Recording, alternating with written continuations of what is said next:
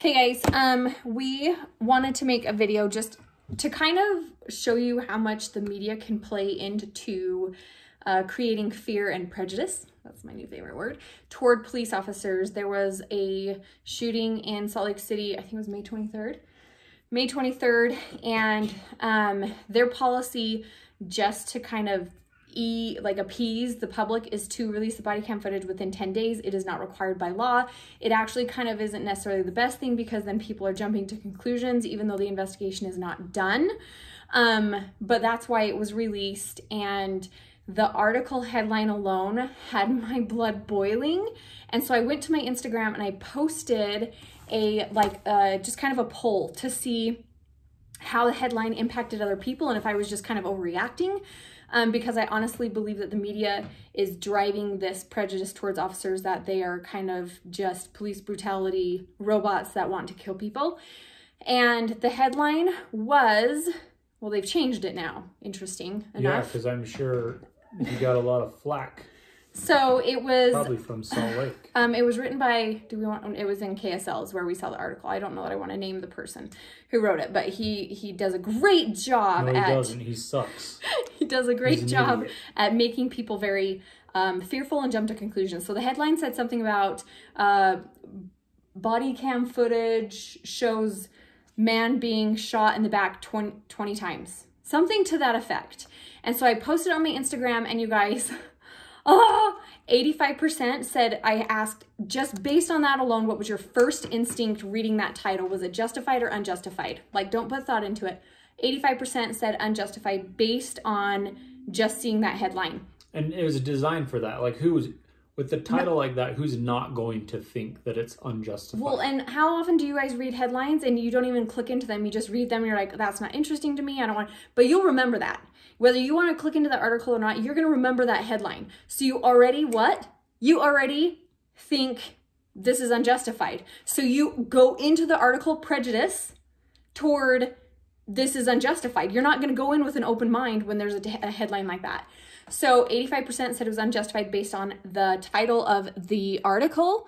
32% said it would make them more fearful of police to see headlines like that. 32%, you guys, said instantly would make them more fearful. I did have a message that someone said no, because I don't break the law. Like, it doesn't make me more fearful of police because I'm not breaking the law.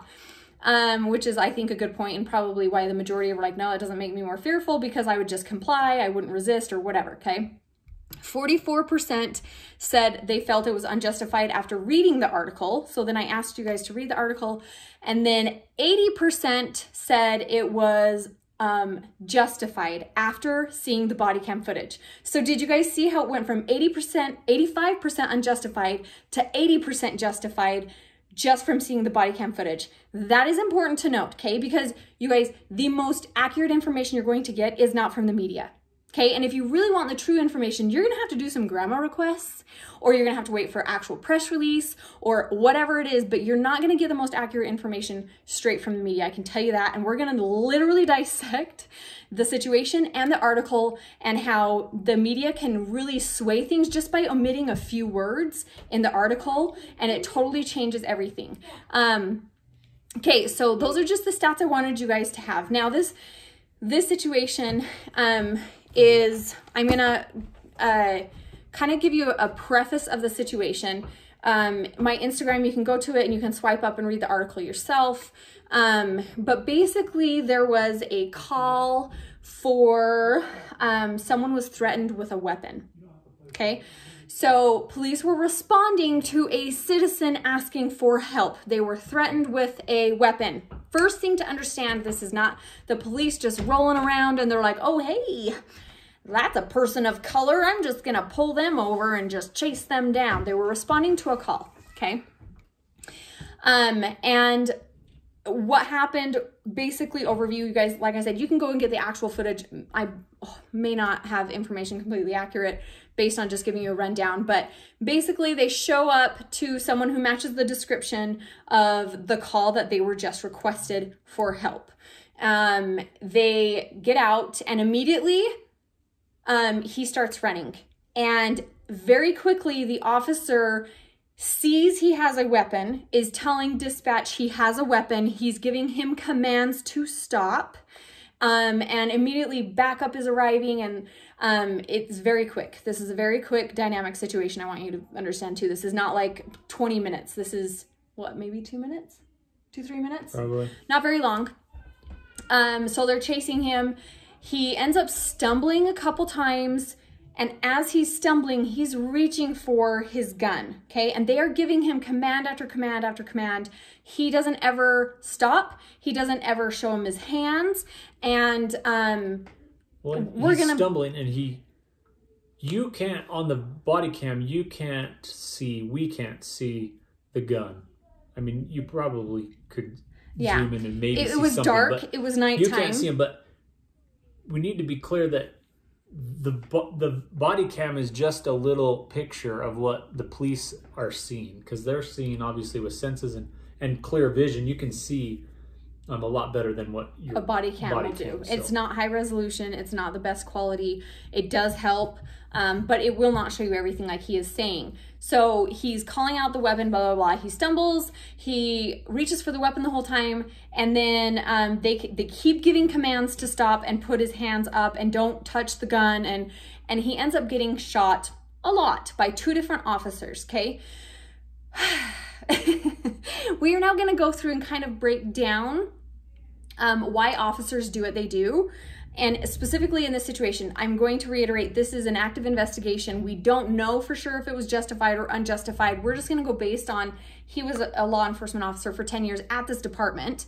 And so he can speak to like their training and why they do what they do on calls, because I think this is important to understand that the person writing the article has no experience being an officer, doesn't even know what it entails, doesn't understand their mindset, why they're doing the things they do. He's literally trying to get people pissed off because of the nature, the climate of what's going on right now. The climate of the world. It's a headline. He's selling a headline. Which is horrible, because people's lives are on the line. Police, the public, and I think it's completely irresponsible to be trying to flame these fire.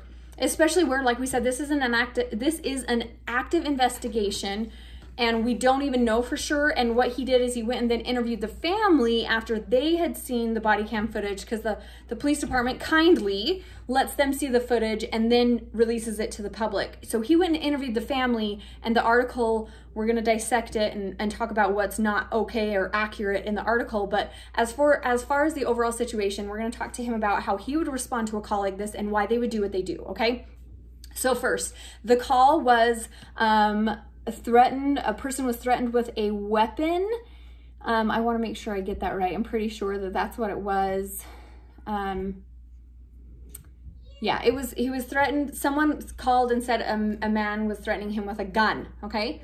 So first off right there, you know that you're going into a situation where there is a weapon involved, right? So how you respond to a call with a threat with a weapon, is that going to be the same as my kid's locked in the car? No, of course not. When there's a weapon involved and it's, I mean, you're always going to act like the worst case scenario, but when it's known that there's a weapon involved or very well could be involved, then yeah, you're going to be watching hands like crazy. Hands are what kills you. So police are watching hands like crazy, and they'll tell you, let me see your hands. If a cop tells you to show them your hands, just do it. But yeah, the hands are what kills you. So that's what we're watching. So immediately on the call, you hear the officer saying, show me your hands. And they'll do that all the time. I've had to tell people, it happened a lot on cold nights where people have their hands in the pockets. If I'm in a bad location or a known high crime area, yeah, the homeless shelter, perfect example. When I pull up on a call, I'm going to have people pull their hands out of their pockets, and if they're going to hang around the call, then they do what they call Terry frisk to make sure there's nothing in their pockets, or I'll ask them if I can check their pockets just to make sure there's nothing in there that could.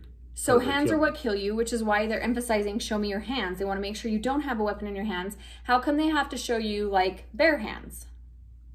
Because shoot, we had one of my buddies in Salt Lake was shot in the leg through a hoodie. It was because, I mean, It's a bullet. It's going right through clothes like nothing. Okay. So yeah, you can kill someone with through clothes. So you're asking for hands. Now let's talk about the fact that the second the officer pulled up, he took off running. I think before the officer even had a chance to stop him. But if the officer told you to stop, do you have to legally stop? Yeah. If an officer tells you to stop, you have to stop. Now, if the officer is wrong, then he's violating your rights. Yeah, and he can get in some serious trouble or fired for doing that. Is running the perfect time to do that, though? Running, if you're matching the description in an area that's a well-known crime area, you're matching that description and you take off running and they can see that you have a weapon, those are all bad things.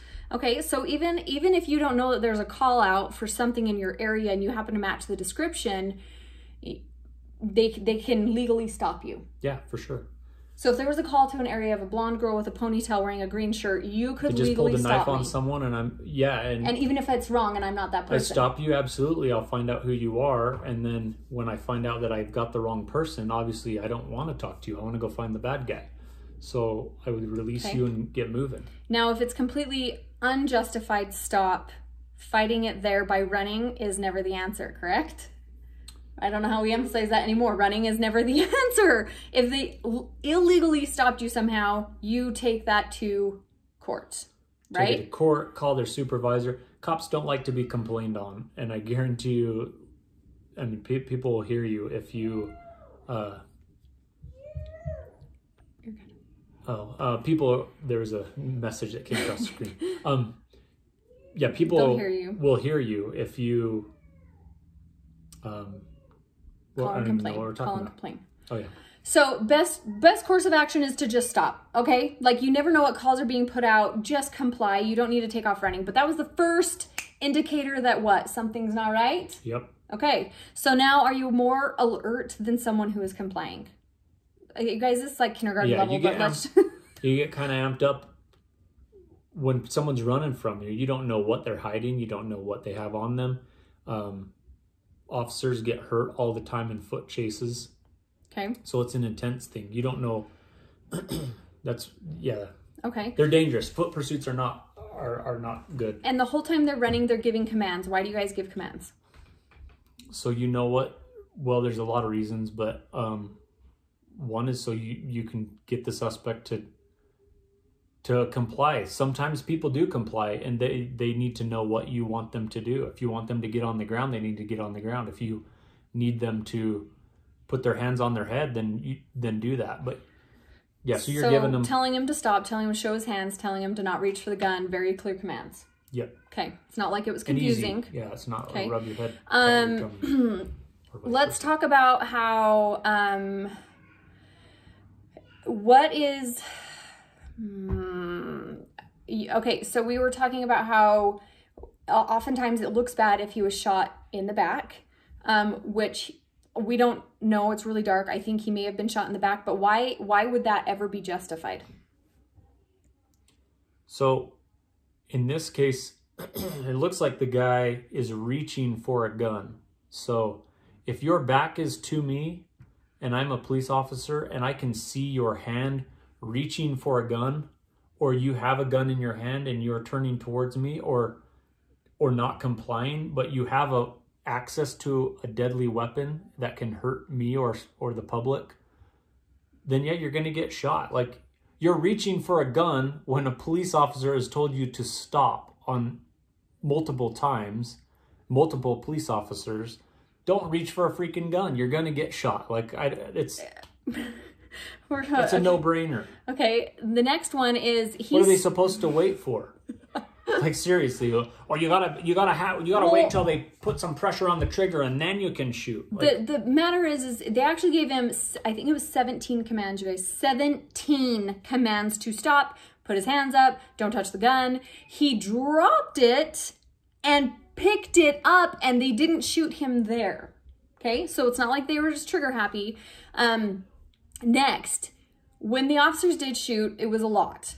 Why do officers shoot sometimes once, sometimes 20 times? So are you shooting to kill? What are you shooting for? You're shooting to stop the threat. So you're going to shoot when you perceive that there's no threat. And if anyone who's ever been in these types of situations, you don't sit there and count how many shots you're shooting. Like, oh, I shot him 7 times. That's the legal amount to shoot. Like, no, you're shooting until they've stopped. And sometimes that means you hit them in the leg and they dropped the weapon, and you don't need to shoot anymore. Sometimes it means, in my situation, the officer shot 5 times or 6 times. 6 times. And thought that it would stop him because I think he hesitated, and then he kept coming, and he had to shoot him 4 more times before he actually stopped. It took 10 bullets, you guys. Yeah. Sometimes it takes 1 bullet. Sometimes it's going to take 20 bullets. In this case, it's not the movies. We had 2 officers who both shot. Okay. We're going to talk about that in a second, though. Let's go back to when you're shooting, what are you shooting for on the body? You're shooting center mass. Why do you shoot for center mass and not a hand or a knee? Favorite question ever. This always makes me mad, but anyone who's ever shot a pistol knows how easy it is to miss. Like, when you aim, if you're off just a little bit, by the time it gets out there, you're off a long way. So you've got to practice and be good and efficient. So you add in a moving target, it's even harder to hit a moving target. So the best chance of you hitting and stopping the threat is hitting center mass, this is center mass. Now, sometimes there's other things that play into it. You might end up shooting low if you shoot early, or shooting, I don't know, if you're bad shot, you can hit other things. Basically, you're hitting center mass. Also, what else is a worry? But if you shot for an arm, there's no way you're going to ever hit someone's arm. And what's the fear if you don't hit the arm? Where's that bullet? Yeah, stray bullets. Yeah, like you can hit the public, you can hit other officers, you can hit any number of things. So center mass makes the most sense for a moving target. In your situation, 10 bullets. It took 10 bullets to stop the threat. He was hit in the arm. He was shot in the leg. And it still didn't stop him. So you guys, this is not the friggin' movies. So that's why lots of bullets. It depends on how quickly the threat is stopped. So if someone is continuing to move, continuing to reach for the gun, is that going to impact how many times you shoot them? Oh, for sure. Because there's still a threat. Okay. And when you make the decision to shoot, you're shooting to stop that threat. And if that threat is still trying to hurt you or trying to do that action that made you shoot in the first place, why would you stop shooting? Okay. Yep. If you start shooting because he's reaching for a gun, why would you stop shooting if he's still reaching for the gun? Okay, but why didn't you just tase him? Bloody. How many people have ever used a taser before? The stupid things don't work. How would you know? I know firsthand, and it sucks.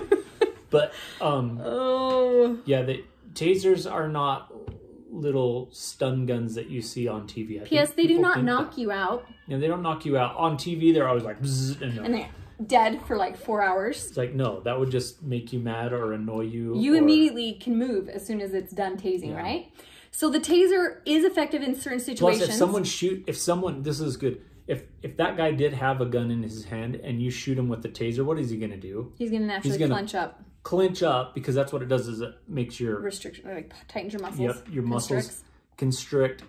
And what are you going to do? You're going to make a fist and you're going to shoot that gun. And where's that bullet going to go? Who knows? Who knows? And who's responsible for that bullet now? The officers. The officer, because they caused that problem. So there's no...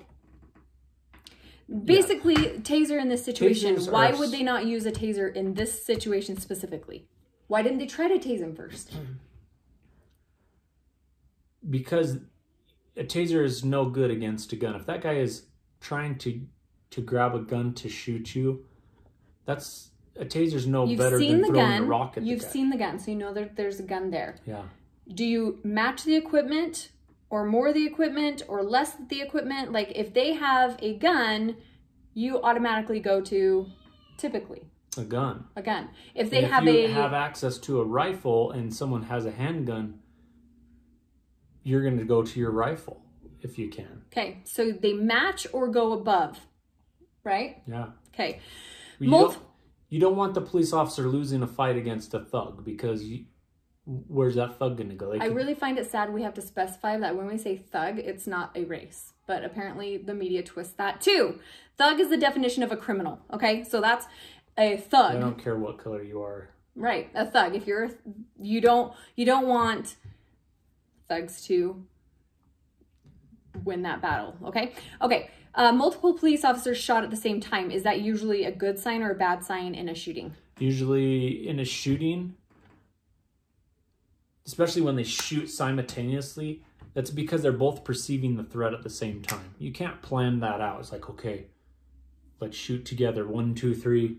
And I'm pretty sure in the videos it looked like they actually stopped firing at the same time too. It wasn't like one shot once and the other one shot 19 times. It was, they seemed very and usually synchronized. when there's an unjustified shooting and there's 2 officers or more officers in it, you'll get one that shoots too long or shoots by themselves. Yeah, because if you have 3 guys on gun and they can all see the threat, they'll start shooting at the same time. And you saw that happen in this video. Okay, now he made a good point, and I was like, dude, you got to do this with me. He said, this whole thing is just frustrating because immediately he didn't comply. So he ran, and he was reaching for a gun. And he said, what is he going to do with that gun? Let's think about that. If the officers didn't pull their gun, if the officers didn't shoot, he is reaching for his gun. What is his intent with reaching for his gun? He wants to buy a popsicle. Obviously, his intent would be to use it, because if he was complying, he would do what? He would comply. He would obey have dropped it. He would have obeyed whatever the cop is telling him. Plus, I've chased a ton of people and on foot, and sometimes when we chase people in cars, they will throw the weapon out the window. There's a reason for that. 1, they don't want to be caught with it. 2, if it's near them, they can be the chances of them being shot is higher. Yes. Yeah.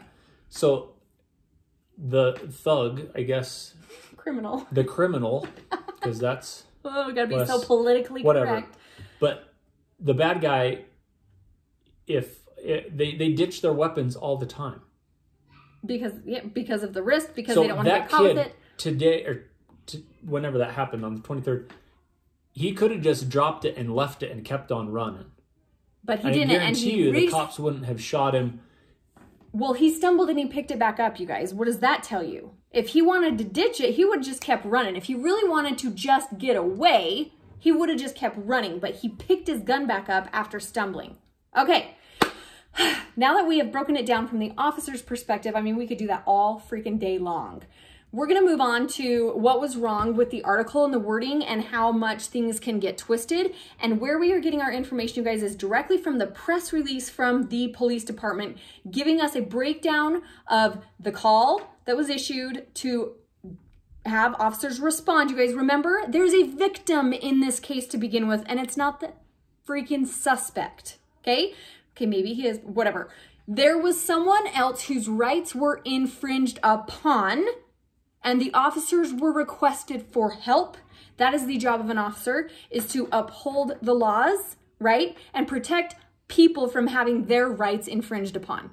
It's really sad that we have to like even specify that that's the whole goal, a whole point of a police officer. The problem is we have people who are writing articles to sensationalize stuff. So what happened is they interviewed the family. You guys, of course the family is devastated. And oftentimes when we're hurt and we're frustrated, we justify. We look for justification. We look to, it's kind of part of the grieving process, I think, there's one of the grieving steps, like to kind of rationalize and try and make sense of what happened. But the problem is this could have been avoided if he simply, well, A, wouldn't have threatened someone with a weapon, B, ran. I mean, if it wasn't him that threatened with a weapon, if he wouldn't have run, none of this would have happened. So if you don't want to be shot, typically just comply. If they're wrong, you go from there, but simply comply, okay? That would have literally all of this could have been prevented from that. In the article, it specifically says that I think it's in the very first paragraph. Yes, it says, I'm not even going to try and pronounce his name. Bernardo Carbajal stumbled twice as he tried to run from police officers while still carrying a gun before he was shot in the back and killed. That is the first paragraph, okay? It's nicely omitting the fact that he actually stumbled and then was reaching for the gun as he dropped the gun. That makes it sound like he simply stumbled, got back up, and the officer shot him, okay? Right there alone, it's the first paragraph. Based on that alone, I bet a lot of you guys would say it's unjustified. That's the point. He's omitting information that is very crucial, okay? You obviously don't even know why. Why was he running? Why was he shot? There is no context to that. They didn't say someone called and asked the officers for help because he was threatened with a weapon. That's the first problem. Second problem is the investigation is open, and this is done within 10 days of when the incident happened. And while it does give perspective, and it obviously showed you that people went from feeling it was unjustified to justified, there is still no investigation interviews done yet. There's no context to the situation besides the footage that you see and the interview with the family who was not on the scene. Things can get wildly twisted there. Okay, and part of that problem is now you have the public who is not an officer, wasn't there, doesn't understand the full situation, is already prejudging what happened here. How do you even have a fair trial with that? You can. That's why there's a process. Okay, so that's the second problem.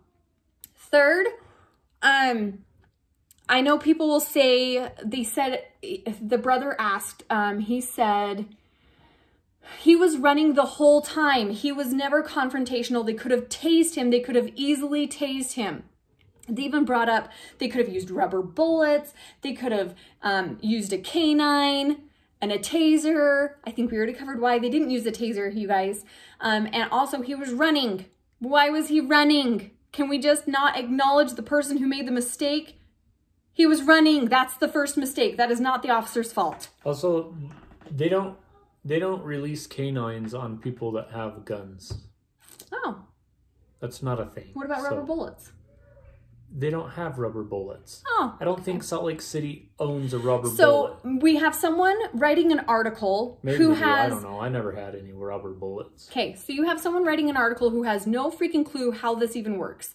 And yes, they're quoting the family, but he's not giving any context to this, saying, oh, this is why they didn't have a canine on scene. This is why they didn't use rubber bullets. This is why they didn't use a taser. Canine, yeah, they wouldn't have released the canine. Okay, next, I don't even want to get started on the mayor. The comments she made, she said she doesn't want to state her opinion because of the due process that needs to happen. And then she, quote, says this: as a sister and mother, what I saw in this video is genuinely disturbing and upsetting. If someone ever told me that, I would immediately think it was unjustified. There's not an ounce in me that would say, oh, it must be justified. And just to be consistent and keep in mind who wrote this, and maybe he misquoted. Maybe he twisted it. This is the media. Maybe Mayor Mendenhall said something different. But if that is her only word, it could be out of I know context. that she did a press release. I haven't listened to it. Maybe we should go listen to that. But she did say that there, and that is disturbing for the public to hear that, because instantly you're now thinking there's no way that this is going to be justified. So then what's going to happen if it comes out justified, you guys? Should we talk about the uproar that will happen if you have these types of articles and the mayor even saying it's disturbing, and then it comes back justified? Now you got people thinking the cops are dirty, the investigation is tainted, and it's really just kind of overall frustrating. She also said, there was something else that she said that is,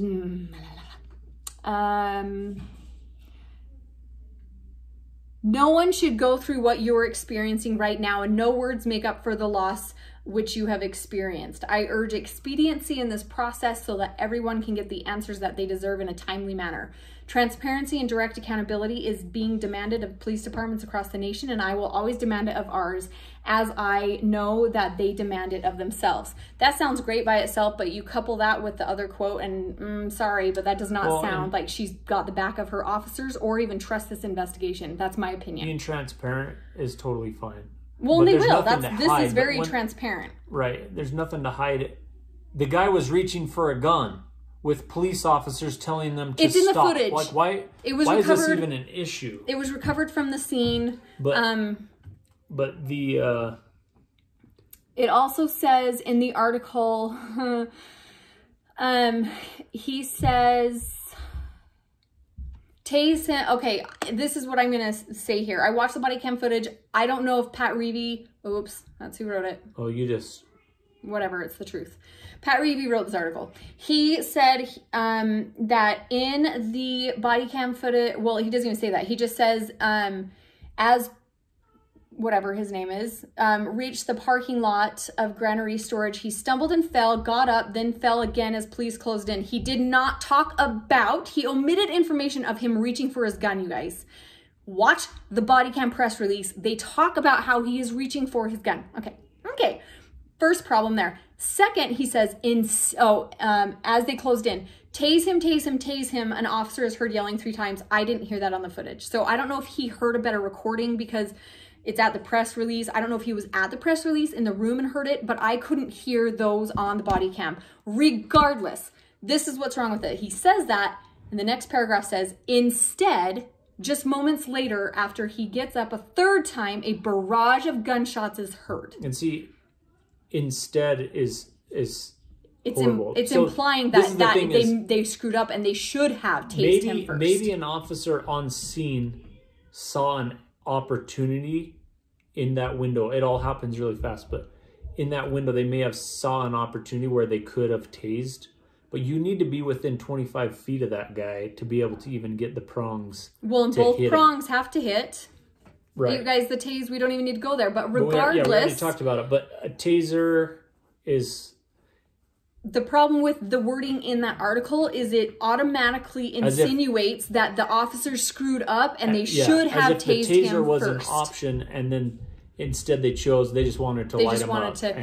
And then it says... Which is completely irresponsible. He falls to the ground the journalist's part. Yes. He falls to the ground as police continue to yell at him, show your hands. Why would the officers continue to tell him to show his hands after he's been shot? Because he's still reaching for it, or they can't see him. Have officers been shot after they've shot someone and then they think they're fine and they walk up and be shot? Absolutely. So the family is frustrated that they're telling him to put his hands up. He's like, he's already on the ground. Family says, and they were asking him to put his hands up when he was already on the ground. Why would you ask to put your hands up if you're already on the ground? They want to see his hands. The hands are what's going to kill you. Can you still shoot from the ground? Absolutely. Okay. And maybe people would be, maybe what his family might be talking about is like if he's laying on the ground and doesn't look like he's moving or reaching and they shot him some more, that might be a problem, but I don't think regardless, you're not up right next to him, and as you're walking up, you're going to still command, yeah, for right? sure. Even if a guy looks like he's probably dead, I mean, you're still going to yell and give him commands, because if he can move and he's got a gun there, show you his hands, then yeah, that would be to everyone's benefit. Okay, and then he was saying the family said he didn't ever point. Well, let me find it directly so I do not. There are ways to de-escalate. We've already covered that. That was not... Okay, whatever. They did de-escalate. We could do a whole video on that. He said something about he didn't ever point or fire his weapon. That's me summarizing it. It's in the article. You can go find it. But he said he didn't ever point his gun or shoot his gun, which the family is acknowledging he had a gun. That doesn't matter, you guys. Just because you didn't point or fire. Did you mention that this guy was a restricted person? No, we haven't even gotten to that. That means that he should not have a gun. It's a felony for him to have a gun in his possession. So this man has that alone, I mean, look, you see all these things that if he had avoided, he would have never been in this position to be shot. Like, there's so many things, and yet somehow it's the police's fault that he was shot. It's BS. So he just got out of jail, prison, I don't know which one. It's in the article too, but he basically, right here. No, that's not it. He was a restricted person because he had served time for, I don't want to screw it up. I want to say it was aggravated robbery last October. So because of that, because he's a felon, right? He's a felon because he served time for this. He was found guilty. You're a restricted person, which means he can't have any sort of deadly weapon, which, is that just guns? No, you can't even have a knife or anything that can be considered a deadly weapon. So this person shouldn't have even had a gun to begin with. So let's pretend he survived and wasn't actually killed. These are the charges that could have been against him. He's a restricted person, which is a felony 2 here in Utah, because he has a gun. Firearm, yeah. I think if it's not a firearm, it's a felony 3. Okay, but because it was a gun, it's a felony 2. A Class A misdemeanor for failure to stop, because he was clearly commanded to stop and he didn't stop. And also... And he knew it was the police because he's running, and I mean... police cars, badge. Is identifiable. Salt Lake is very easy to identify. Their patch you can't miss. Also aggravated assault because he had a gun on him and was reaching for it. That is a felony 3. Okay, so you guys, the whole point of this is hopefully to offer perspective of why the officers do what they do and how misleading the media is. You guys, you cannot take your information from just the media. In fact, I don't like taking my information from the media at all. I will go directly to the sources that have the accurate information. Press releases, if you really want to know, grandma request, so you can get the actual interviews and investigations and autopsy reports. And like, you can't rely on someone who has an agenda. And I'm sorry, but there are a lot of media people who are very anti-cop and their headlines sell. Well, and even if they're not anti-cop, they are trying to sell their headline. They're trying to get... And they also don't have the training and experience and the mindset of an officer. So I hope that what you can get from this is how easily omitting wording in an article can change the entire tone of it. How a headline alone can make you feel that something is completely different than it actually is. And also how even families' perspectives aren't in line with what is actually legally happening. Or how policing works. So I hope this helps you guys. Any last minute thoughts? We're not saying that all cops are always perfect. But... No, not at all. And you guys, like I said, this is an active investigation, but we wanted to offer from our perspective and based on what they said in the press release, this is the information, this is where we got our information, and this is what he would have done and why they did what they did on this call. And you guys, they happened so fast. So fast. His experience from tased to the suspect being dead was 20 seconds. Like, this is not like the officers have time to be like, wait until the sun comes up, and so they have better lighting, and like, it's so dynamic and so quick, and oftentimes we forget that because we get to sit and read a news article about it that takes us 10 minutes. Then we get to watch 3 different body camera angles that each take 3 minutes. Then we also get context to the situation where in the moment, it's very, very dynamic and very different. And if you really want to kind of get a glimpse, I highly recommend going on a ride along in a very large city. Even better, if your city has a Citizens Police Academy, go through do that. It will open your eyes because, I mean, going through the academy for officers, I mean, it totally changes your mindset and your perspective because life is not what it seems on TV. It's not what it seems in the newspaper. It's life as a cop is totally different than what you think. And that would be the most effective way to kind of understand the mindset of an officer. If you can't do that, a ride along in a very busy city on a full moon on swing shift. Mm-hmm. You've done that before? Yeah, it's actually today. No wonder the world is on fire. But I really hope this helps you guys. We will probably do some of these things in the future because I really feel that like there is a very, very big gap between the public understanding what police officers do and why they do it and reality. Like their understanding of it. There's just a huge gap and it needs to be closer together so that people aren't so quick to A, trust the headlines, and B, get sucked into the prejudice narrative that cops are either racist or trigger happy or shooting people in the back. I just ask that you guys be open-minded and question the headlines that you see and the articles that you see and actually go to the source of information. Okay, the end. Goodbye. Hopefully this was helpful. Okay, bye.